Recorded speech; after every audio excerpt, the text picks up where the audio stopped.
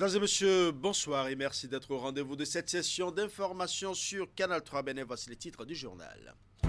256 968 candidats à l'assaut de leur premier diplôme académique.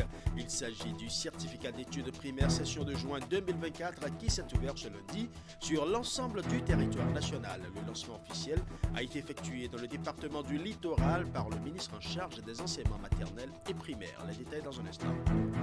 Aux côtés des candidats, des enseignants, mais aussi des parents d'élèves, le Centre national de sécurité routière vient en appoint pour faire baisser la courbe des cas d'accident en période d'examen scolaire. C'est l'objectif de la campagne lancée ce lundi avec plusieurs ONG de la place. L'opération a pour cible les établissements scolaires situés à proximité des routes asphaltées. Nous parlerons également des 27 motos flambant neuves qui sont officiellement remises aux animateurs intervenants dans le projet Emploi des jeunes pour l'amélioration de la sécurité alimentaire au nord du Bénin. C'est une initiative de l'ONG ERAD pour accompagner ses collaborateurs dans leur mission sur le terrain. Retour dans ce journal sur les temps forts de la cérémonie de remise officielle de ces moyens roulants à Natitengo. Voilà pour les titres. Mesdames et messieurs, à nouveau, bonsoir. Ils sont au total 256 968 candidats à plancher depuis ce matin pour décrocher leur premier diplôme académique.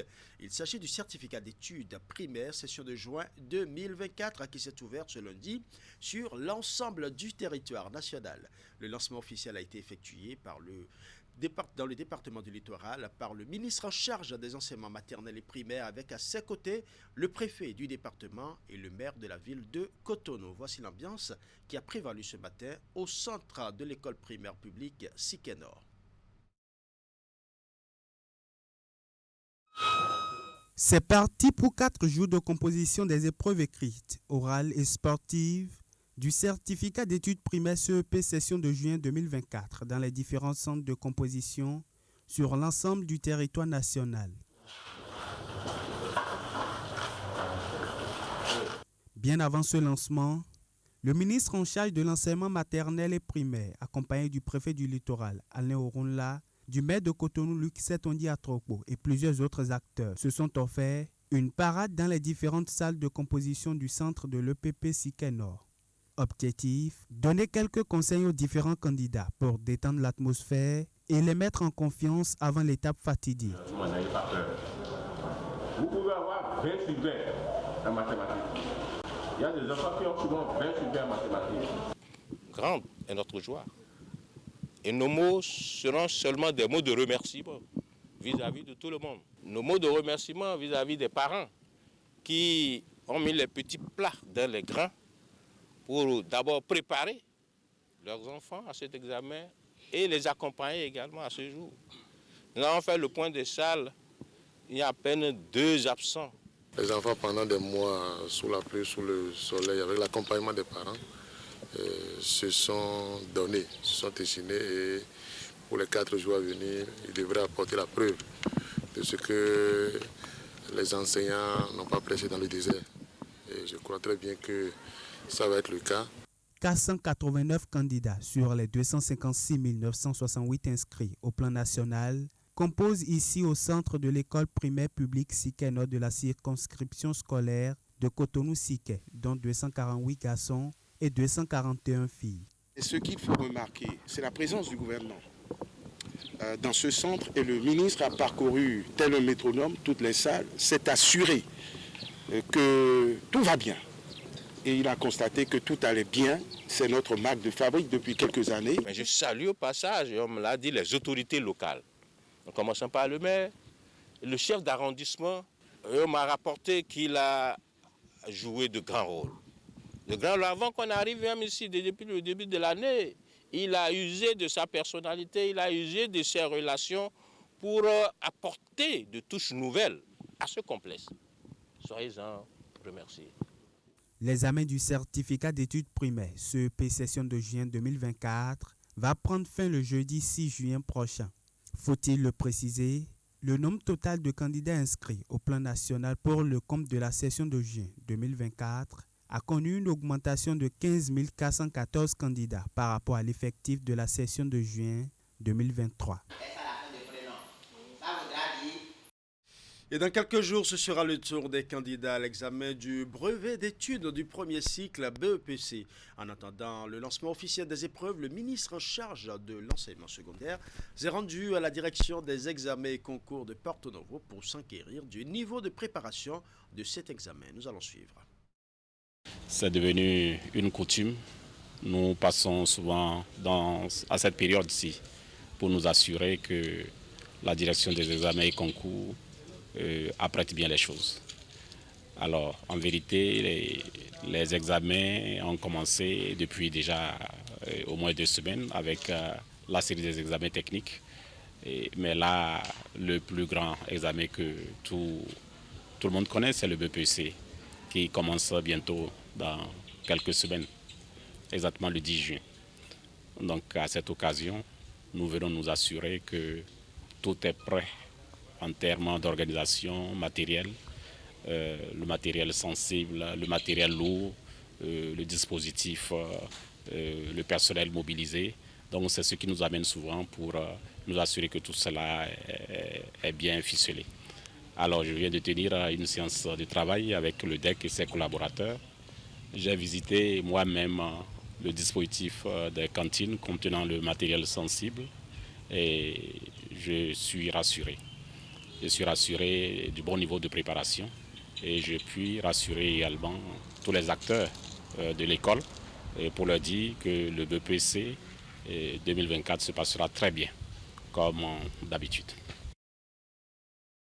Et justement, aux côtés des candidats, des enseignants, mais aussi des parents d'élèves, le Centre national de sécurité routière vient en appoint pour faire baisser la courbe des cas d'accident en cette période d'examen scolaire. C'est l'objectif de la campagne lancée ce lundi avec plusieurs ONG de la place. L'objectif de l'opération a pour cible les établissements scolaires situés à proximité des routes asphaltées. Reportage.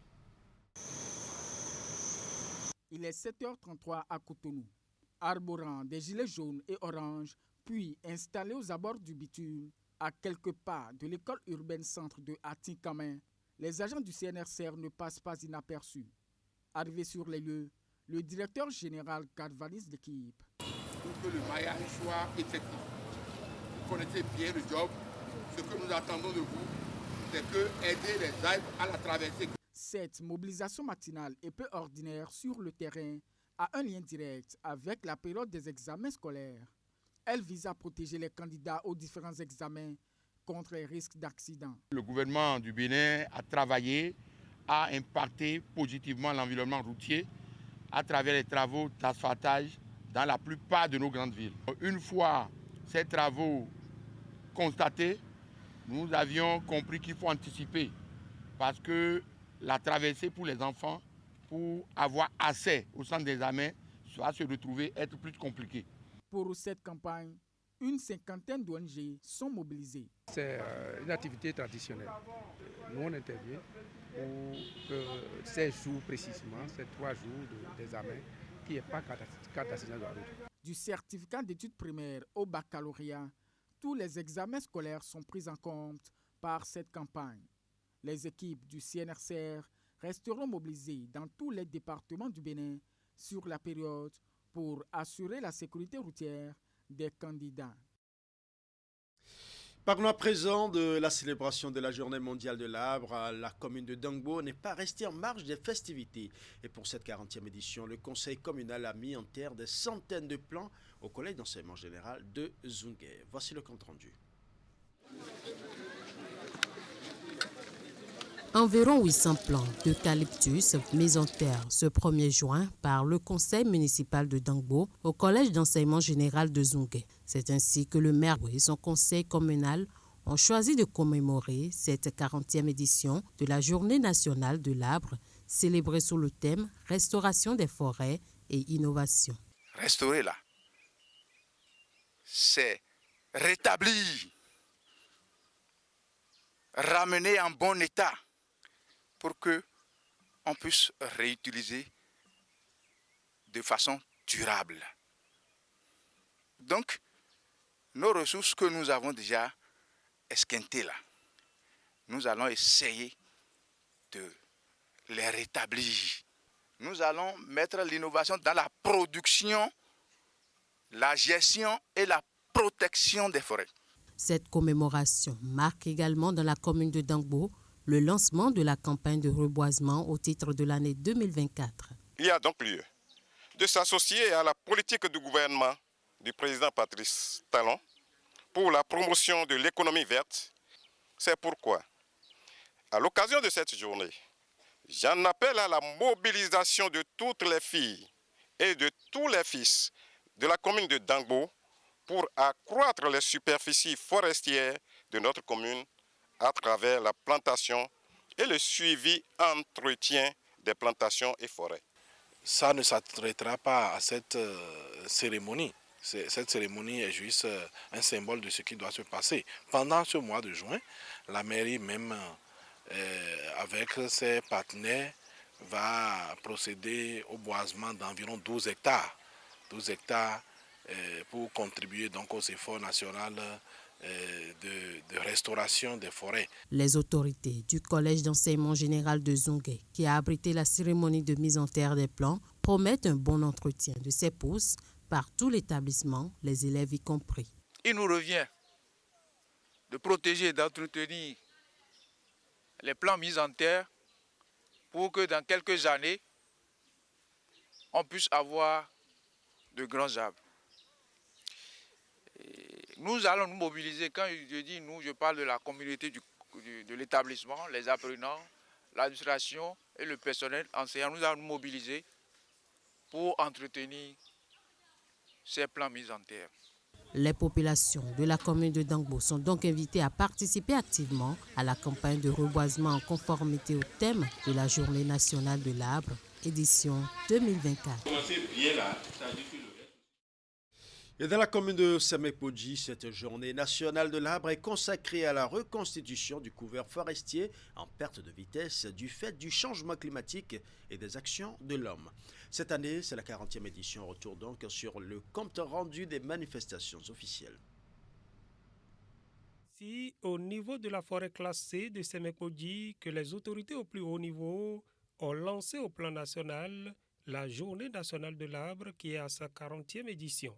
Depuis 1985, le Bénin célèbre le 1er juin de chaque année la Journée nationale de l'arbre, JNA. L'institution d'une telle journée a pour but de sensibiliser les diverses couches de la population béninoise au rôle et fonction de l'arbre, à l'importance du reboisement, aux fonctions écosystémiques de la forêt et à la gestion durable des ressources forestières. Cette forêt de Sémé n'a pas été choisie au hasard, mais à cause de ses nombreuses fonctions qui malheureusement sont en décadence. Elle n'est plus en mesure de jouer efficacement son rôle de poumon vert pour les villes de Cotonou, de Semekpodji et de Porto Novo, ou de leur fournir du bois énergie comme envisagé au départ. Il convient donc de restaurer le reste de la dite forêt pour éviter qu'elle ne soit perdue sous l'effet de diverses pressions. Cette année, la Journée nationale de l'arbre se déroule autour du thème « Restauration des forêts et innovation ». Un thème qui, selon le ministre du Cadre de vie, appelle à une nouvelle dynamique de réflexion sur l'efficacité de la Journée de l'arbre telle qu'elle est mise en œuvre depuis 40 ans. Je voudrais simplement nous inviter à rentrer au cœur de la thématique de cette année, notamment sur le mot innovation. C'est quoi la démarche qui découle de notre capacité à innover? Comment devons-nous faire l'évaluation de la réussite, du succès, du reboisement? En attendant les réflexions pour changer de paradigme, l'objectif cette année est de planter au plan national environ 10 000 hectares de terre. Oui, il faut planter. Oui, il faut s'en occuper et s'en occuper quotidiennement. C'est dans cet esprit et cette obligation que j'invite les populations de Semekpodji à non seulement planter chacun un arbre chaque année, mais entretenir ce qui nous est confié. Sémékodi a donné le top de la campagne nationale de reboisement et tous les citoyens, dans la mesure du possible, sont invités à planter un arbre et à l'entretenir. Autre volet de l'actualité nationale, la filiale du groupe MMD Steel, la société Fabri-Métal spécialisée dans l'acier, a procédé vendredi dernier au lancement d'une application. Baptisée Fabri-Métal Bénin, cet outil offre aux spécialistes en bâtiments et travaux publics et aux consommateurs en général une solution en matière de contrôle de qualité du fer. La cérémonie de lancement a été faite en présence des partenaires de la société et plusieurs autres experts en acier. Nous allons suivre. Le poids de l'échantillon est... En quelques clics et sans recourir à un laboratoire, vérifiez désormais si le fer à béton que vous achetez répond aux normes de qualité requises. Cette révolution est impulsée par la société Fabri-Métal à travers son application Fabri-Métal Bénin, dont le lancement a lieu dans cette salle. La fonderie de Fabri-Métal Bénin est à la pointe de la technologie en laminage à chaud. Respectons les normes internationales. Cela représente une véritable révolution dans le secteur industriel au Bénin, en particulier dans la production de fer à béton. Grâce à sa fonderie, Fabri-Métal Bénin est capable de produire des fers plus résistants conformes à la norme FE500. Après une présentation succincte de l'application par le président directeur général de Fabri-Métal et le suivi d'un tutoriel par l'assistance, des tests pratiques sont faits sur place. Nous allons aller cliquer sur suivant et puis nous allons peser notre barre de fer FFB. En République du Bénin, nous avons beaucoup de types de fer qui entrent soit par l'importation, soit par la production locale. Et comme vous le savez, si le fer a des défauts ou des matériaux de construction de défauts, il y a des risques de ruine des ouvrages. Cet outil va donner suffisamment d'informations à tout utilisateur de fer. Et surtout par rapport aux utilisateurs de fer. Et Dieu seul sait qu'on en a beaucoup d'utilisateurs. Les maçons, les acheteurs, même le propriétaire du chantier qui achète, qui commande du fer de 6, de 12, de 8, etc. Il a au moins le moyen de s'assurer de la qualité partielle. Parce que cette application vous donne le poids sur la dimension de fer que vous avez. Les professionnels des bâtiments et des travaux publics félicitent la société Fabri-Métal pour cette innovation. Ils recommandent l'usage d'une balance non commerciale pour une meilleure efficacité de l'outil. La ministre de l'Industrie et du Commerce s'est fait représenter à cet événement. Votre entreprise Fabri-Métal occupe une place de choix dans le tissu industriel du Bénin. Il va sans dire que l'outil que vous nous avez présenté ce soir est une innovation dans votre domaine et ne fera qu'améliorer désormais les performances de votre société. Interface conviviale, analyse instantanée, support audio bilingue et gain de temps sont les caractéristiques principales de l'application. Elle est accessible sur Play Store et App Store. Avec une capacité de production annuelle de 100 000 tonnes métriques, Fabri-Métal fournit au marché béninois des fers à béton résistants aux tractions, à la corrosion et au séisme. 160 jeunes leaders en provenance de 8 communes du Nord Bénin sont renforcés en techniques et stratégies de culture de la paix et de cohésion sociale. C'est une session de formation de 3 jours organisée par Afrique EduTech et l'UNICEF. Une initiative qui s'inscrit dans la droite ligne du projet Jeunes pour la paix au nord du Bénin. Les détails dans ce reportage. Cohésion sociale, gestion des conflits et le dialogue communautaire, telles sont les 3 thématiques autour desquelles ces jeunes en provenance des communes de l'Atakora, de la Donga puis de la Liborie ont été outillés 3 jours durant dans la cité de Nanto. Démarrée depuis le 29 mai 2024, cette formation, inscrite dans le projet Jeunes pour la paix au nord du Bénin, est initiée par l'UNICEF, exécutée par Afrique EduTech sur financement de l'Union européenne. Elle vise à renforcer les capacités de ces jeunes leaders sur les techniques et stratégies pour une culture de la paix dans les communes d'intervention du projet. L'objectif de cette formation, c'est d'outiller les jeunes sur les thématiques de la cohésion sociale, du dialogue intercommunautaire et de la gestion des conflits dans leur communauté. Donc on les outille à être de véritables acteurs qui prônent la paix, qui prône la cohésion sociale et qui prône la gestion pacifique des conflits dans les différentes communautés. Pour atteindre les objectifs fixés, l'UNICEF et son partenaire Afrique EduTech ont sollicité l'expertise de Social Change Factory, une structure sénégalaise spécialisée dans la promotion du développement personnel, le leadership civique, l'autonomisation et l'émancipation au sein de la couche juvénile. Donc on les a formés sur des aspects personnels, mais également le rôle qu'eux ont à jouer dans leur communauté. C'est vrai que les termes employés ont été gestion de conflits, ont été cohésion sociale, ont été prévention des conflits, maintien et culture de la paix. Mais ce qu'on a essayé de faire durant ces 3 jours de formation, ça a été d'abord le premier jour, donc dans la matinée, de travailler sur eux-mêmes.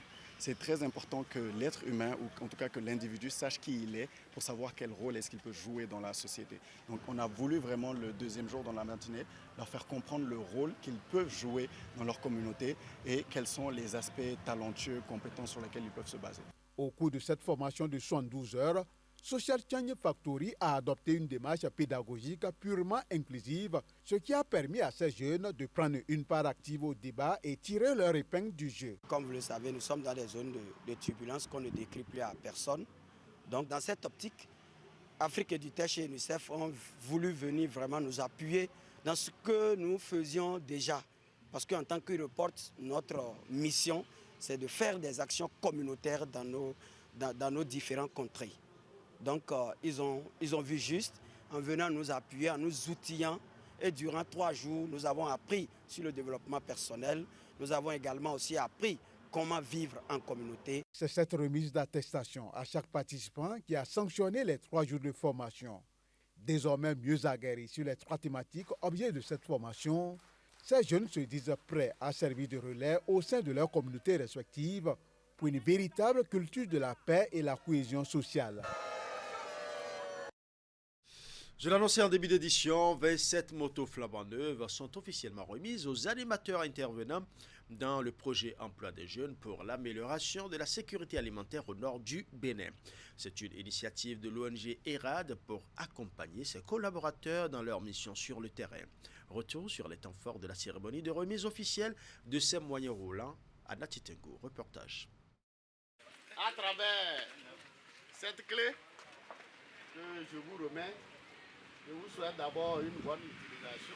Des motos flambant neuves destinées aux animateurs de développement local intervenant dans le projet Emploi des jeunes pour l'amélioration de la sécurité alimentaire au nord du Bénin et Gaza.